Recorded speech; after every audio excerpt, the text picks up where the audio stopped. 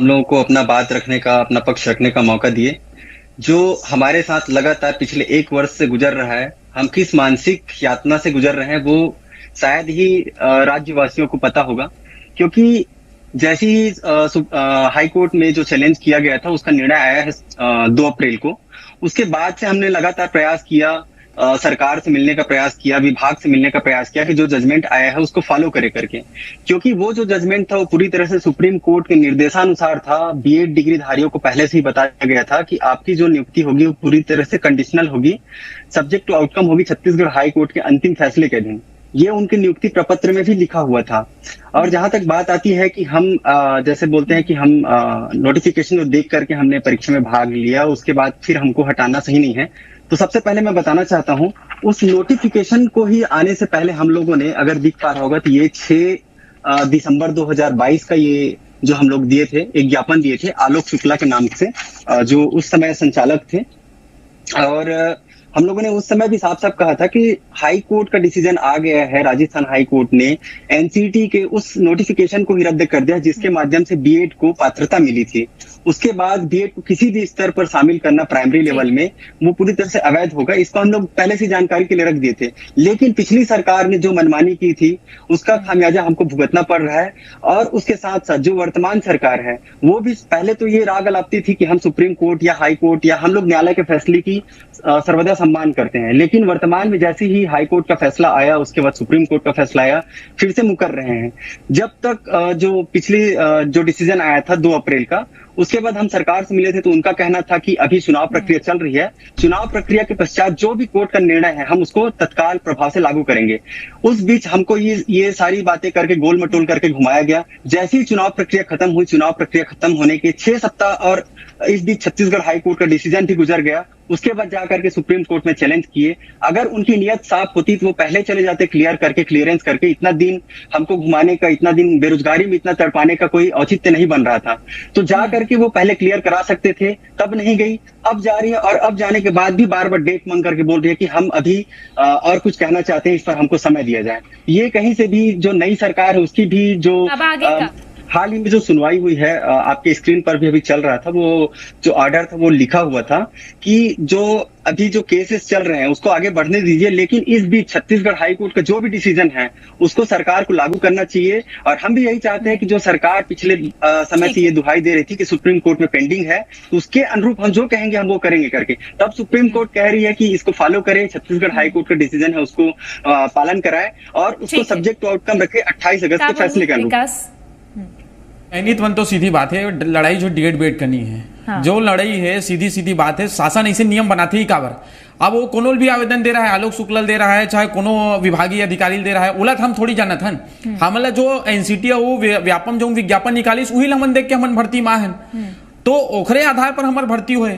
और रही बात है जो भी अगर मन बात करे थे हाई कोर्ट सुप्रीम कोर्ट के, सुप्रीम कोर्ट ही सेम ऐसा मामला मध्य प्रदेश सरकार के चलत रही से, तो वहां सहायक शिक्षक मतलब बचई से वहां सहायक शिक्षक मतलब ब्रिज कोर्स कराए के आदेश दी से। तो ऐसा फैसला हमरो मन पर आ सकते हैं। 28 अगस्त की सुनवाई का हमला इंतजार करना चाहिए, एक लिए हम लगे हुए हैं। और रही बात उन्होंने जो बात करे थे कि सुप्रीम कोर्ट के हाई कोर्ट के फैसला लागू करे, 10 जुलाई के खरमन की सुनवाई हुई, हाई कोर्ट गए रही से कंटेम्प्ट ऑफ कोर्ट लगा रही से। तो हाई कोर्ट बोलिस कि ये जो मामला है सुप्रीम कोर्ट में लगे हुए है और SLP नंबर एक डायरी नंबर आगे है, तो एमा हमारे एक हायरार्की होते। सुप्रीम कोर्ट अगर कोई मामला चल दे तो कंटेम्प्ट ऑफ कोर्ट लाइक हरमन के केस ला डिसमिस कर दिस। अहू बात ले मतलब अवगत ये सामने में लाना चाहिए, जो संज्ञान में मैं मतलब बताता हूं। तो सीधी सीधी बात है, जो लड़ाई बीएड डेट के नहीं है, सीधी सीधी बात है, शासन स्तर पर जो गलती हो है और गलती खामियाजा का बर हमन भुगत वो बीएड वाला मन हमारे तो विज्ञापन के आधार पर भर्ती ले हैं। और शासन से हमारे यही अनुरोध है कि हमारे नौकरी ला बचाया जाए।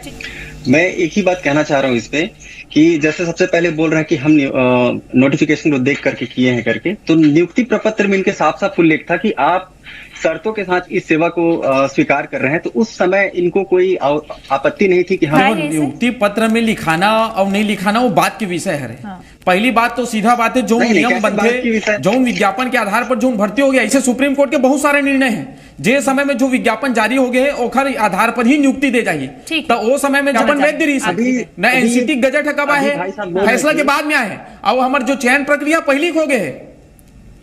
कौन सा चयन प्रक्रिया? अब जब चयन प्रक्रिया पहली के है तो हमारे मन से नहीं है जो अन्याय काबर होते हैं, हमारे मन के सीधा सीधा यही कहना है मोर ओम प्रकाश भाई सन कोई प्रकार की लड़ाई नहीं है, बात जो है न्याय के, प्राकृतिक न्याय के सिद्धांत के है। यहाँ बस मुद्दे से मत हटिए भाई साहब, आप सिर्फ ये बताइए कि आपकी चयन प्रक्रिया कब स्टार्ट हुई है? आपको नियुक्ति प्रपत्र मिला है 22 सितंबर से, और सुप्रीम कोर्ट के 8 अप्रैल 2024 का जो जजमेंट था उसमें साफ साफ मेंशन था कि जो भी सिलेक्शन प्रोसेस है, नॉट अ सिलेक्शन प्रोसेस, उनमें साफ साफ ये कहा था कि अगर आपने 11 अगस्त 2023 के बाद अगर नियुक्ति पाई है तब हम आपके जो जॉब है उसको सेव करेंगे, उसमें भी कंडीशन लगा करके। आपकी सारी समस्त नियुक्तियां जो है 11 अगस्त 2023 के जजमेंट के बाद हुई है। आप यहाँ पर नहीं कह सकते कि हमारा सिलेक्शन प्रोसेस पहले से हो चुका था करके। आपकी गवर्नमेंट, आपके एसएलपी में भी इस बात का उल्लेख है, आप उस बात से पलटिए मत।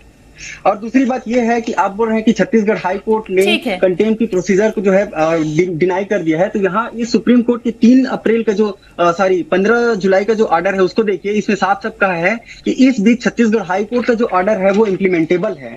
तो सरकार को इस समय जो सुप्रीम कोर्ट का निर्देश है उसको फॉलो करना चाहिए। और उसके बाद ओम प्रकाश भाई मैं ये कहना चाहता हूँ, इम्प्लीमेंटेबल के बाद सुनो ना, कर सकना वो करने में बहुत जमीन आसमान के अंतर है। अगर वो शब्द दिखत हो मे बी और मस्ट भी अंग्रेजी दो शब्द है, सुनो ने मेरे पैनल में सब जन बैठे हो, गूगल कर सकते हो।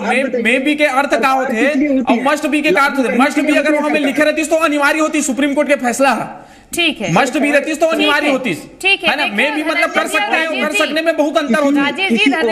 किसी ओहदे पर आज 2 युवा छत्तीसगढ़ के आपस में अपन अधिकार पर लड़त है, ये कैसे सरकार के नियम कानून बनीस? एकर पर तो धनंजय जी अगर 70% आप उनके सरकार जिम्मेदार रही से तो 30% होकिन साय सरकार अभी जो सरकार है ओकर भी जिम्मेदारी बनते है। क्या बोलूं राजीव जी? मैं राजीव जी से एक प्रश्न, राजीव जी से मैं एक समाधान चाहता हूं। बहुत सारे ऐसे नियम रहते जो न्यायपालिका के फैसला आए के बाद, है ना, बहुत सारे ऐसे नियम है, चाहे ट्रिपल तलाक के विषय हो, जब जनहित के विषय आते हैं तो माननीय जो संसद है ऐसे कोई कानून बना सकते हैं। 18 से 23 तक जो लड़का मन बीएड करीस वो खाली एनसीटी गजट रही से कि वो तीनों भाग ले सकते हैं। अब वो लड़का लाखों रुपया खर्च करी, क्या समाधान है? 1 मिनट मैं जानना चाहता हूँ शासन सत्ता में बैठे अधिकारी मन से और नेता मन से। तृप्ति जी